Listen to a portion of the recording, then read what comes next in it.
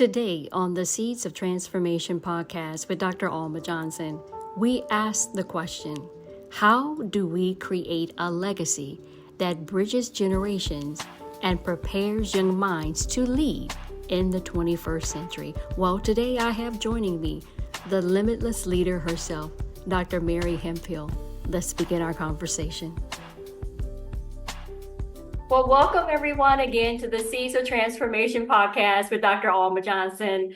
I have an amazing guest, y'all, that is just trailblazing in the education system, and I want her to introduce herself to you. Mary, would you please? Absolutely. Well, first of all, thank you for having me. I'm so glad we got to reconnect. I'm Yes. honored to be able to be here today and just really talk about, not only my journey, I call myself an edupreneur after spending 20 plus years in education, but honestly, it paved the way for what I do now. So I'm the CEO and founder of the Limitless Leader, and our goal is threefold.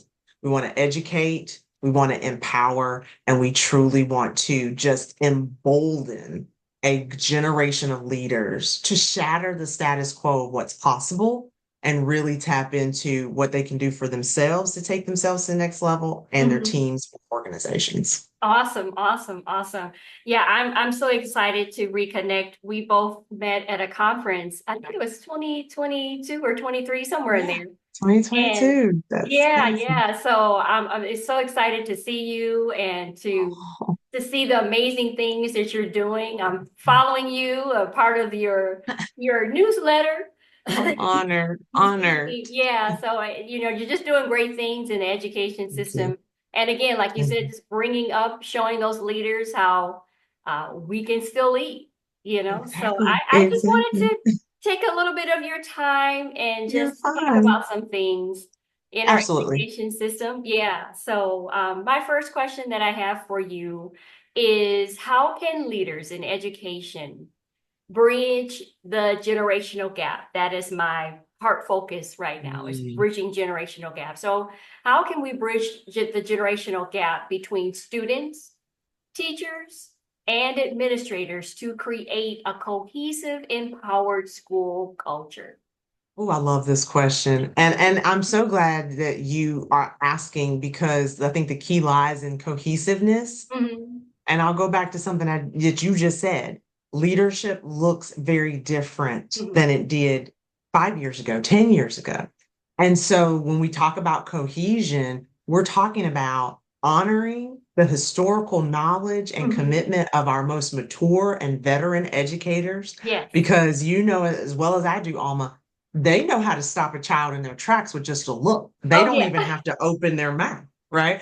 But how do we marry that when we think about Gen Z, we think about the millennials who have just graduated or are really in touch with the latest technological trends?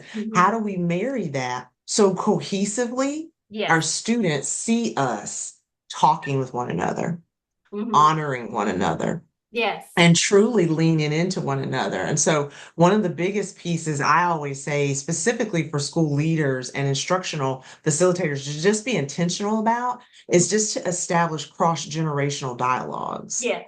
We love to put BTs in the same room Oh, together, but BTs can only teach each other from their experience and exposure.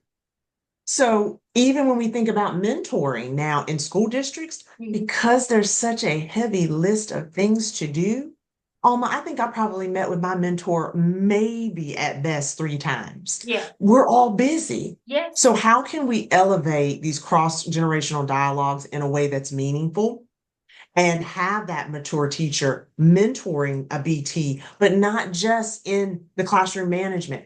Yeah. How do I get the confidence to be Mhm. able to Mhm. stand here with topics I don't understand? Yes. And when we create safe spaces to ask those questions, think about how many BTs we could retain if people felt safe enough to ask, but also it's two-way.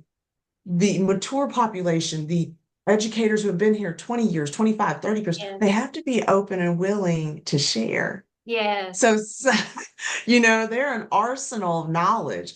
So I think that, cross-generational dialogues are really important. And then two, collaborative goal setting.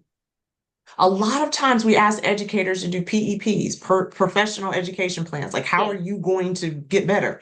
How often do we ask teachers to say, hey, as a third grade team, I need you to have a goal in mind? Because Oh, then, Alma, if Alma's not pulling her weight, which I know she always does, but if Alma's not pulling her weight, it's going to mean more to me that you're not showing up and doing your job because mhm. now my goal is tied to it and I'm not going to Yes. reach it if you're not doing your best. So I'm going to be more likely to support you. I'm Hmm. going to be more likely to observe when you're struggling Hmm. and celebrate with you when you had a win in the classroom. Yes. And then I think this is the last thing, and I tell people this all the time. We have to stop focusing on what creates the differences in terms of diversity. And I'm Hmm. talking across age, race, ethnicity, culture, creed. We have to focus on values over Yes. vices. Education has a long trajectory of holding true to traditional models. And Yes. we see that even education is changing. So if we can get over ourself and maybe the way we thought education should be or way it should go or how we've always done it and it works and get back to but we said global learning. So that Yes. means we have to have international perspective. Oh, yes. Most definitely. Hmm. Or we said psychologically safe, which means you yelling at another teacher and disrespecting them down the hall can't fly. So those are just three easy ways that I think that we can start to bridge this gap and bring more cohesion versus divisiveness. Hmm. I heard you say so much, and the clips that I've seen through LinkedIn and Instagram Oh, and some of the things that you said touch so deeply and greatly. It oh, deals with the essential qualities of leadership, which leads me into my next question, the respect, um, all of those things that you just yes, stated. yeah.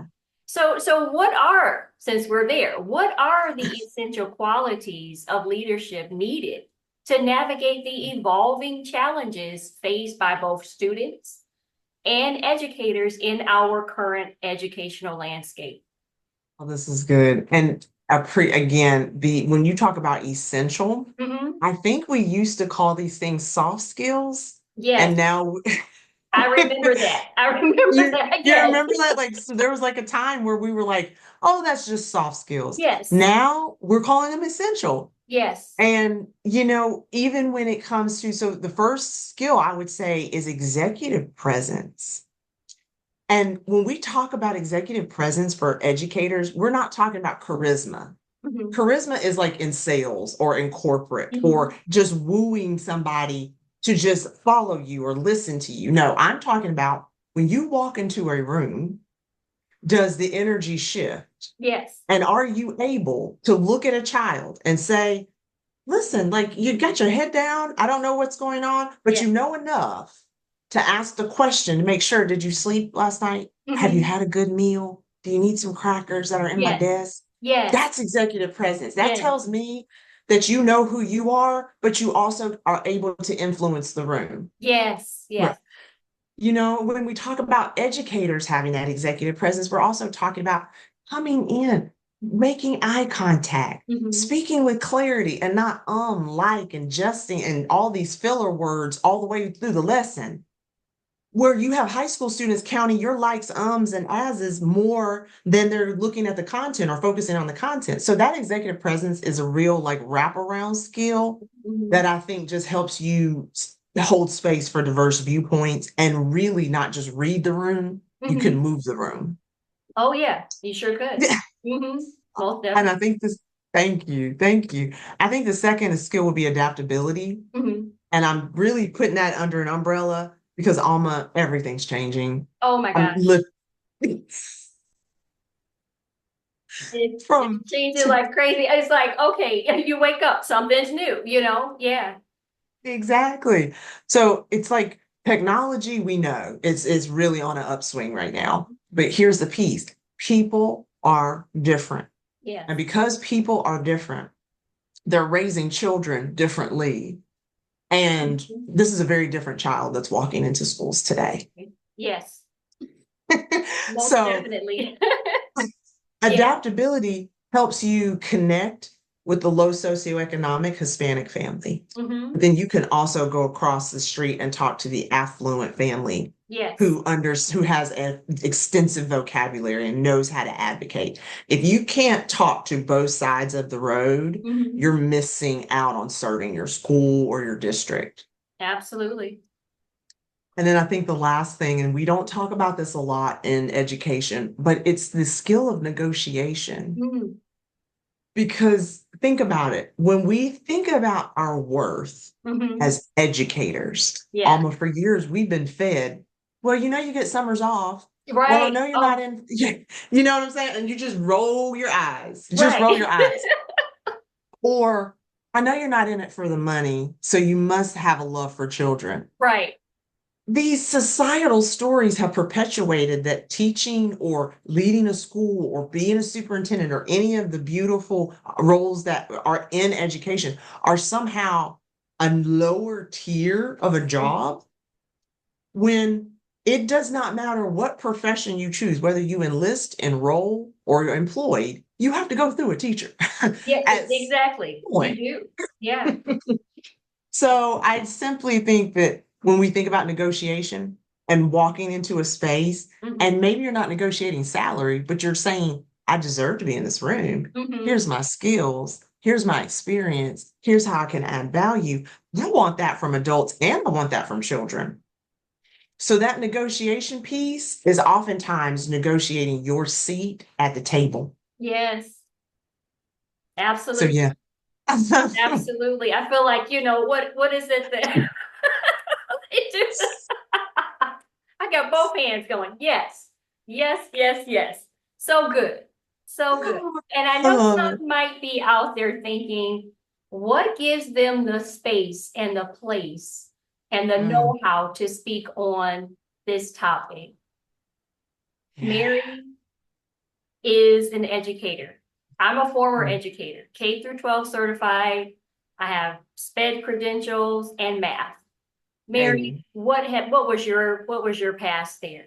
Yeah, so I did double major elementary education in Spanish. I Mm-hmm. did masters of school administration, have been an administrator at elementary, middle, and high. I Mm-hmm. also teach at the collegiate level, and Okay. I was the first director of computer science all the way to chief academic officer for the state. Awesome, awesome, wonderful. And like now, I'm teaching college, biblical studies, but we're still in education. So I just wanted to Yeah. throw that in there so that those that are listening probably wondering what gives them the space, Yeah. to speak on this topic. So leading into my next question, we all know about COVID. Mhm. COVID-19 still is real. Mhm. Mhm. How can educational leaders strategically foster intergenerational collaboration to Mm. address the unique needs of Gen Z students? And I feel like they were most impacted by COVID, Yes. by COVID-19, the Mhm. disruption there, while empowering also the older generations of educators to innovate and adapt. You talked Mm. about adapting before, but how can we pull all that together? What does that look Absolutely. So I think the first thing is to realize that you are leading no longer a knowledge economy. like? We Hmm. are very much in a skills economy. And Yes. that simply means there is no sage on the stage and one person in that classroom who owns it all. Hmm. Nor are we simply asking students to regurgitate it back to us. Hmm. And then that's that, got it, mastered it, moved on.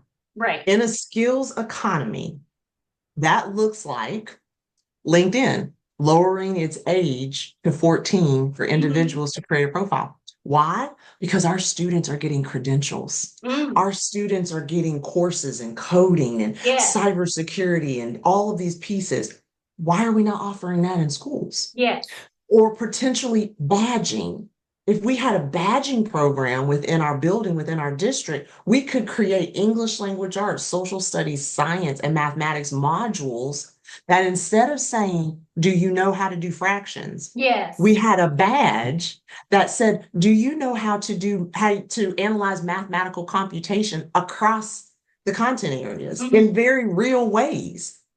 So I think that when we think about a knowledge-based versus skills-based, it also means we have to give up a little bit of this ownership and let our children show us the way. Right. They know so much. Just get on TikTok. And I don't mean the dances and the trends. I'm talking about go to the classrooms where the teachers are showing you what students are walking in already knowing. And when we think about that, I think that shift from knowledge to skills is really going to help us when it comes to thinking about how we can bring them to the table. The second piece, specifically for educators, I just wrote about this. You don't need just one mentor anymore because one mentor is not going to allow you, but also have access to all the different facets of how we show up as leaders, particularly when it comes to Gen Z. So, for instance, I had to expand my mentor suite and I had to embrace reverse mentoring because one of my mentors, I have a social media mentor. She is very much in her 20s, but she teaches me so much. Wonderful. That makes my life easier. It allows me to work smarter versus harder. And so when you create a mentor suite, you look at your life and you say, okay, I'm not going to just pick people based on age. Yes. Because I may pick somebody 10, 20 years ahead of me. And if they give me advice, it may not be applicable to the real world that I'm living in. Yes. So think about who in your life, particular in Gen Z, are showing you credibility, honesty, are showing you how to network, are showing you technological skills, and perhaps expand that one member suite into a mentor suite that has multiple people that meets your needs. Yes. And that's a great way for people to see you really authentically engaging Gen Z. And then the last piece is flip the professional development. Oh boy.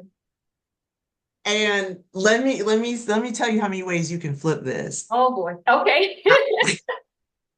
I worked with schools, and what we decided is, and what we looked at is, people get very used to the principal's voice. Yeah. Okay. They get used to the instructional facilitator's voice. When we switched it, when I was an educator and when I was leading specific schools, my assistant principal and I would go around, and when we would do observations, we would find teachers who exhibited some mastery on standards and competencies consistently. We asked them if they wanted to lead the PD. Yes. And allowed them an incentive on the back end. And it did two things. It opened up their classroom to other teachers, so it removed the excuse that it can't happen in our building. And two, it switched up because psychologically, when you start to hear the leader's voice, specifically if you're not really jiving with the leader at that point, you tend to tune it out. But when it's coming from your peer, it hits differently. It's different. Yeah. So flip it. But here's the other piece. School can't be something that just happens to kids. It needs to happen with children. Are we not allowing our students to lead professional development on things that maybe they want to share with us, things that could make learning better? It may be foreign to us, but it's very much native to them. Absolutely. So we just have to lower those barriers on what we think is possible and flip that PD around. Yeah. Yeah. And just to be for certain, everyone knows the PD acronym. It is professional development, just in case you're unsure. So, and we have been mentioning it throughout the podcast today. Thank you so much. In what ways can leadership now utilize technology? Technology is huge, and you alluded to that a little bit in adapting. But utilizing technology and leadership development to inspire new generation of educators and students to thrive in a rapidly changing world. Yes. So this first tip, I'm abused, but it's also going to sound at cross purposes because what I'm going to ask leaders to do is to productively fail in public. So, for instance, when we used to have tech rollouts, like Mm-hmm. new LMS systems or learning management systems Yeah, like yeah. Canvas or whatnot, Mm-hmm. I would take it, I would take the course or the training, but Mm-hmm. then I would use it in some way at large scale. So, Okay. for instance, that next staff meeting, I had everybody join my Canvas, and then I would use that LMS just like a teacher would, so they could see me using it. They could see me tinkering. They could Yeah. see me not knowing what button to click. Mm-hmm. That Mm-hmm. almost gives permission to another educator to be like, oh, I forgot the leader is human. She's Right. human. That part. Yes. And so, like, with when we start thinking about this rapidly changing world, we are changing with it. Nobody's an expert. So just productively fail in public. Yes. And then that just removes all the, well, I can't do this, or I don't Right. understand this, or I don't know where to go. Mm-hmm. Next thing I would say is showcase emerging tech in practice. Mm-hmm. So this could look like having, do you know those digital photo frames they have that Yes. move? Mm-hmm. Instead of showcasing, oh, we did a PTA night or we had open house night, show your students using the tech Yes. live from different classrooms. Mm-hmm. Mm-hmm. If we're not going to hide, we're not the Wizard of Oz. We don't have to hide behind walls anymore. It's not a secret what's happening in classrooms. Let's, when people come in, let's showcase Yes. and think about how prideful or what a proud moment it is for a seventh grader Oh, to be yes. like, I was on the big screen today. Yes. You won. The one thing middle schoolers don't want to do, we know, they're not going to embarrass themselves. No. So do you see, we're adding leadership to it, we're adding executive presence to it, but we're showcasing a skill. And Mm-hmm. again, when you think about in new ways, it could be a TV monitor in the Yes. cafeteria to see what the next grade is doing. So then you not only hear your teacher saying, now you know in eighth grade or you know in 11th, you see it happening. Yes. And I think that that just shifts the whole conversation when it comes to tech. We have to show it and we have to fail with it. Yes. Yes. And that's something that I did last year when just Canva is huge. If no one knows about Canvas, it's a Yes. excuse me, Canva. There's a Yeah. Canvas. I get them mixed up between sometimes with the uh the one side that is the creative side and then the one that's the Uh-huh. teaching side. I don't know why, but anywho, Okay. I did that for one class and it helps so Mm-hmm. tremendously for the students, even at college level, to see, oh, okay, well, what about let's do this? And like you said, just go for it. It's Exactly. not, you're not hiding anything. You're completely showing not only yourself, but the human side of it, And Absolutely. it's great. That's the part. Yeah, yeah. So how can school teachers encourage inclusivity, making us Mm. all inclusive and equity across generations, ensuring that both experienced educators, you kind of briefly talked about this a little bit, and Hmm. younger tech savvy professionals contribute meaningfully to the students and schools' visions and goals. Yes. So we have had an education for decades, the Mhm. school improvement team. Yes, And we all know, once you're in education for a little while, sometimes it's just, okay, whose turn is it to right. represent our grade? It's like, yeah, I haven't done it in 2 years. It's my turn. One, just the nomenclature sometimes resonates differently with different people, depending on the experiences you've had. So instead of having a school improvement team, what I suggest is really looking at the areas in which your school is struggling Yes. and inclusively say, who are the voices that matter in this problem? Hmm. Because if that's the case, then you don't need to bring your upper level elementary down for early literacy. Right. But you know who you need to have at the table? You need your paraprofessionals, the ones Yes. who always take over if that teacher's out. Hmm. Why? Because they're also responsible for educating. Yes. You need a student to really talk about been my experience with this parent and a community member. Hmm. And here's the piece, even if they don't have any formal training, just the experience of hearing a parent talk about how their child may or may not have struggled with a specific assignment, is going to give you so much information Yes. about how you can tailor that homework, tailor that support. So instead of school improvement plans, I say, let's create task force that then I can say, okay, Alma is amazing at technology. She's always been amazing at technology. I need her on my tech task force. Yes. So that she is solely responsible for, among her other duties, finding us the best tech that makes the best sense and creates the best effective impact our building. Why? Because as the principal, I have a myriad of things I'm over. Yes. But if I get somebody who's passionate, I get somebody who's competent, and I say this is singularly your one commitment, I also am not adding to her table. I'm not adding to her plate, which is already as a teacher overflowing and full. Overflowing, yes. So task force based on needs versus school improvement plans based on force and choice. And then the other piece would be really thinking about that inclusivity is understanding that the access to a problem or issue should have the least amount of barriers as possible. For instance, particularly if you're in a low socioeconomic community, if you're sending out information about parent night, have you sent it out across modalities? Yes. Facebook, Instagram, TikTok, you do all the things because parents are going to have that phone in their hand. Oh, yes. Have you sent it out in different languages in terms of Hmong, Vietnamese, Spanish, and also remembering that there's so many beautiful colors and dialects that also happen within communities. But then 3, have you diversified the places where people are going to show up? We asked our superintendent if we could have a table outside the high school for football Friday night. Why? Because you know how many parents are going to show up to football Friday night versus potentially coming to a parent-teacher conference? Oh, yes. So if I see Johnny's mama getting her ticket, Mrs. So-and-so, come on over here. So good to see you. Right. And so that just in terms of equal representation, sometimes people don't know how to represent themselves in different spaces. So if we're going to say, I'm going to meet you where you are, you have to meet them where they are. Yes, absolutely. I love that. Well, this has been awesome.